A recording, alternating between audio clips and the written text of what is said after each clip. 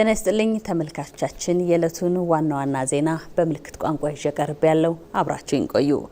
ኢትዮጵያ ሀገራዊ ፋይዳ ባላቸው እጅግ መሰረታዊ ጉዳዮች ላይ በጋራ የሚመክሩበት ታሪካዊ የሀገራዊ ምክክር ጉባኤ እንዲሳካ ዜጎች ራሳቸውን ከሐሰተኛ መረጃ በመጠበቅና በኮሚሽኑ ላይ ሙሉ እምነት በማሳደር ድጋፋቸውን አጠናክረው እንዲቀጥሉ የሀገራዊ ምክክር ኮሚሽን ጥሪ አቀረበ። በሐምሌ 8 ቀን 2018 ዓ.ም የተጀመረው ታሪካዊ የሀገራዊ ምክክር ጉባኤን በተመለከተ አንዳንድ ግለሰቦችና ቡድኖች በማህበራዊ ሚዲያ አውታር አማካኝነት በእውነት የራቀ መረጃዎችን እያሰራጩ መሆኑን ኮሚሽኑ አሳውቋል።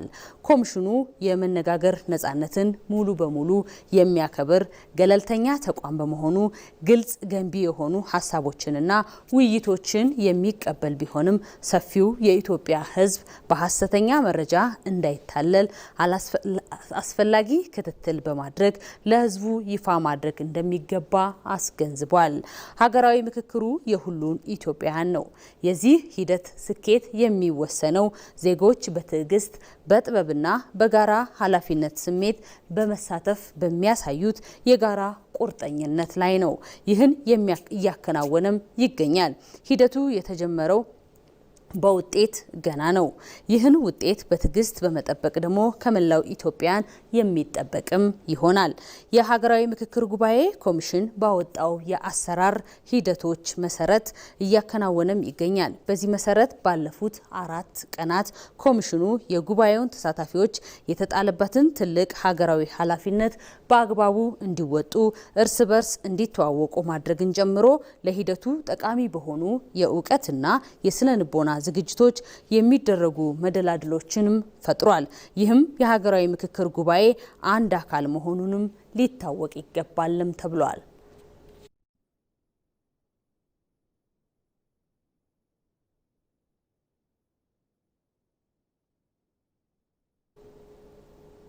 የህወሓት የጥፋት ቡድን ስልጣንን በኃይል ለመጨበጥ በሚያደርገው እኩይ እንቅስቃሴ በትግራይ ክልል የሰላም እጦት መፍጠሩንና ይህንን ተከትሎም ወጣቱ ለስደት መፈናቀል ማድረጉን የክልሉ ወላጆችም ተናግረዋል። የፌዴራል መንግስት የቡድን ጥፋት ሴራን በአስቸኳይ እንዲቆምና የክልሉን የህዝብ ሰላምና ደህንነት እንዲያስጠብቅም ጠይቋል። የህወሓት የጥፋት ቡድን በትግራይ ክልል ውስጥ እየፈጠረ ባለው መጠነ ሰፊ ቀውስ ሳቢያ በአካባቢው ፍጹም የሆነ ሰላም እጦት በመስፈኑ በአዲስ አበባ የሚገኙ የክልሉ ተወላጆች ሰላም እንዲሰፍን ጥያቄ እያቀረቡ ይገኛሉ። በተለይም ቡድኑ በንጹሃን ዜጎች ላይ እያደረሰ ያለው ያልተገባ ጫናና ፈሳ የነገ ሀገር ተረካቢ የሆነውን ወጣት በገፍ እንዲሰደድና የገዛ ቀዬውን ጥሎ እንዲፈናቀል ምክንያት መሆኑን የፖለቲካ አመራሮቹና የትግራይ ተወላጆች በሰላማዊ ሰልፍ ጠይቀዋል። ይህን ህዝብ ላስከፊ ስቃይ የዳረገ መዋቅራዊ ችግር ለመቅረፍና ለክልሉ ዘላቂ መረጋጋትን ለማምጣት ድምጻቸውን በጋራ ለማሰማት መገደዳቸውንም አስገንዝበዋል። ጽምዶ ብሎ የጀመሩትን ስራ ለማስኬድ ወጣቱን አስገድዶ በግፍ እናቶች እያለቀሱ እየጮሁ እየታሰሩ እየተገደሉ ነው ያለውና በጣም አስጠያፊ የሆነ ግፍ ነው የሚሰራ ያለ በትግራይ ላይ።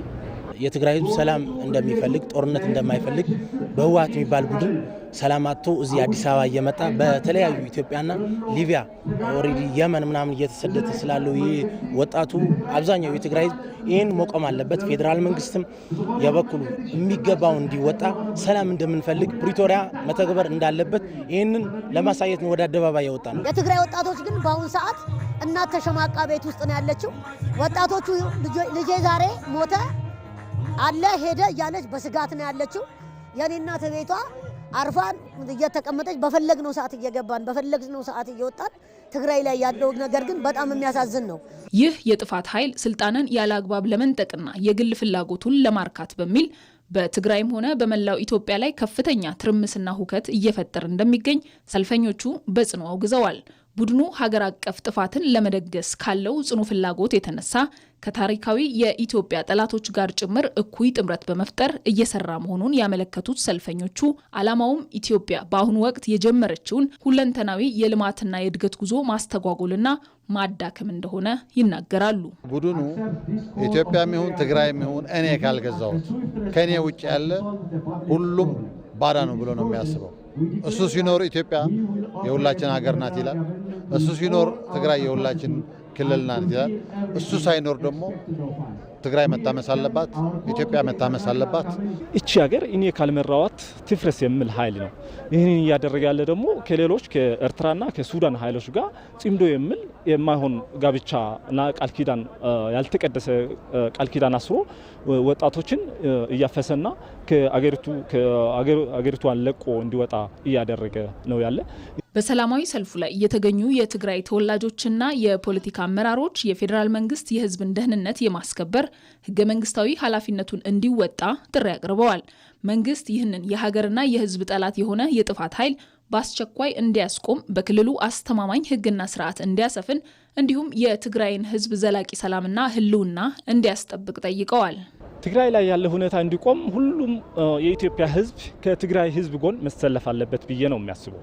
የትግራይ ሰላም ካልተረጋጋ የኢትዮጵያ ሰላም ሊረጋጋ አይችልም። ስለዚህ የትግራይ ጉዳይ የሁላችን ጉዳይ፣ የሁሉም ኢትዮጵያዊ፣ የሁሉም አፍሪካዊ ጉዳይ ነው። አጠቃላይ የትግራይ ህዝብም ከትግራይ ህዝብ አልፎም የኢትዮጵያ ህዝብ ታግሎ እንዲያቆመው ይገባል። ይሄን ካልቆመ ችግሩ እየሰፋ ኢስት አፍሪካም ሊያምስ የሚችል ኃይል ስለሆነ በጊዜ ማቆም ያለብን ይመስለኛል።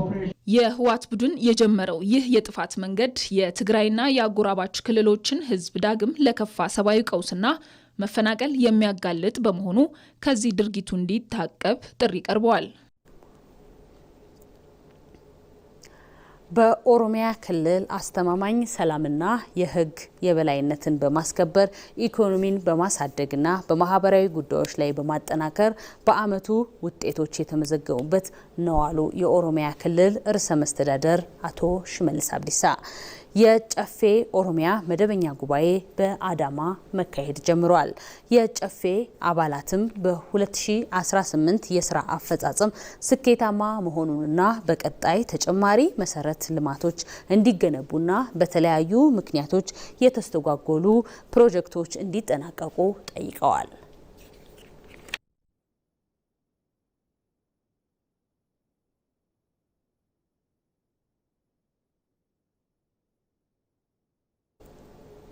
በመጨረሻም ያልታዩ የሀገር ጸጋዎች በመግለጥ ጥቅም ላይ ለማዋል እንደ ሀገር የሚሰራ ሰፊ ስራ በማዕከላዊ ኢትዮጵያ ክልል አርሶ አደሩን ተጠቃሚ የሚያደርጉ ተግባራት እየተከናወኑ ነው። በክልሉ ጥቅም ላይ እየዋለ የቆየው የጃክ ፍሩት የተባለ ተክል አሁን ላይ እየተስፋፋ ነው ብለዋል። የዚህን ፍራፍሬ በዓለም አቀፍ ደረጃ ገበያ ያለውን ተፈላጊነትና የአካባቢውን ምቹ ሁኔታ በመረዳት በስፋት ለማምረትም እየተሰራ ይገኛል። አንዴ የከተከሉት የምርት ሂደቱ ወጪ አልባ፣ ምርቱ ከፍ ያለ፣ ጥቅሙም ዘርፈ ብዙ ነው። ጃክ ፍሩት በአግባቡ እየተጠቀሙት ያሉ ሀገራት የፍራፍሬው ንጉስ ይሉታል። ተኪ የለውም በዓለማችን ካሉ ፍራፍሬዎች። ለዛም ነው የፍራፍሬው ንጉስ ይሉታል ነጮቹ። ጃክ ፍሩት ዘ ጃይንትስ። እንደ ሀገር በየአካባቢው ያሉ ጸጋዎችን ለመግለጥና ጥቅም ላይ ለማዋል በተሰጠው ትኩረት የማዕከላዊ ኢትዮጵያ ክልልም ጥቅም ላይ ሳይወጡ የቆዩ ጸጋዎችን ወደ ስራ እያስገባ ይገኛል። ለዚህም አንዱ ማሳያ ጃክ ፍሩት የተባለው የፍራፍሬ አይነት ነው። በከምባታ ዞን ሀዳሮ ጡንጦ ዙሪያ ወረዳ አርሶ አደሮች እንደሚሉት ጃክ ፍሩት ተተክሎ ፍሬ መስጠት ከጀመረ በኋላ ያለምንም ወጪ ምርቱን የሚሰጥ ነው። ብዙ ፍሬ የሚያፈራው ማኳኳፊያ አይፈልግም፣ ምንም አይፈልግም። ዝም ብሎ መተከል ብቻ ነው እሱ ነገር ተብሎ በቃ ዝም ብሎ መቀበል ነው። ገና በጅማሮ ደረጃ ላይ ቢሆንም ጃክ ፍሩት በቀላል ወጪና ድካም ከሌሎች የፍራፍሬ አይነቶች በተሻለ ተጠቃሚ የሚያደርግ መሆኑን እያየን ነው ይላሉ አምራች አርሶ አደሮቹ። አንድ ዛፍ ስንት ፍሬ ይዛል? ከ250 በላይ አንዱ 250 ፍሬ በላይ መሸከም ይችላል።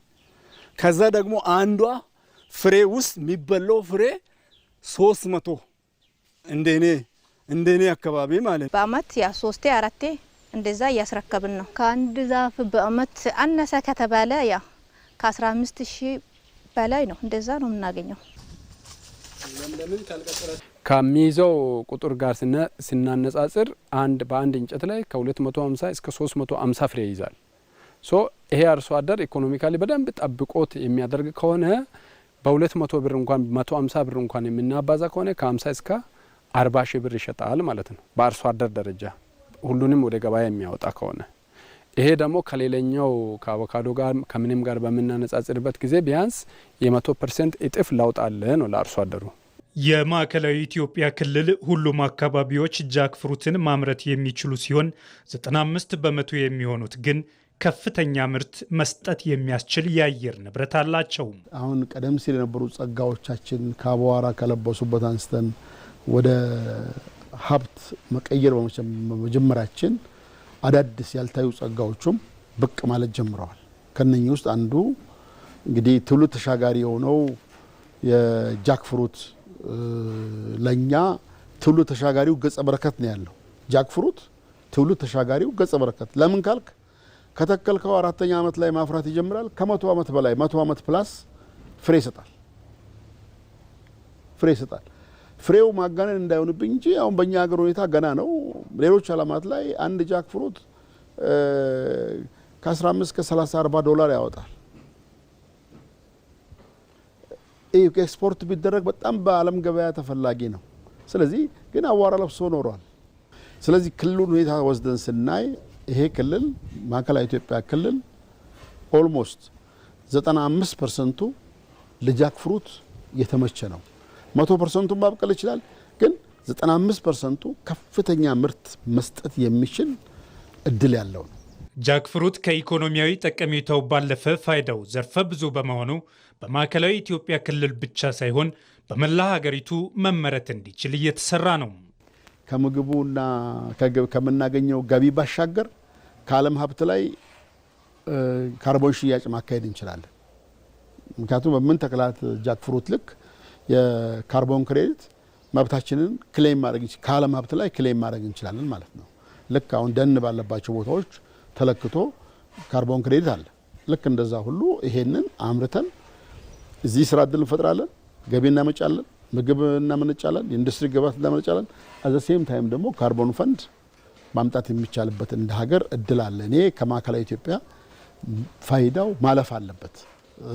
ከማዕከላዊ ኢትዮጵያ አይደለም ኢትዮጵያ በአፍሪካ ትልቋ አምራች ሆና አልሚ ሆና በተለይ መንግስታችን ላስቀመጠው የአረንጓዴ አሻራ ልማት እኔ ጃክፍሩት ሁሉንም ነገር በውስጡ የያዘ ምርቱን በማስፋፋት ወደ ውጭ ገበያ ለማቅረብ እየተሰራ ሲሆን በየሆቴሎች ጃክፍሩትን የማላመድ ተግባርም በስፋት እየተከናወነ ይገኛል። ዜናው አበቃ። ከቀሪ ፕሮግራሞቻችን ጋር መልካም ቆይታ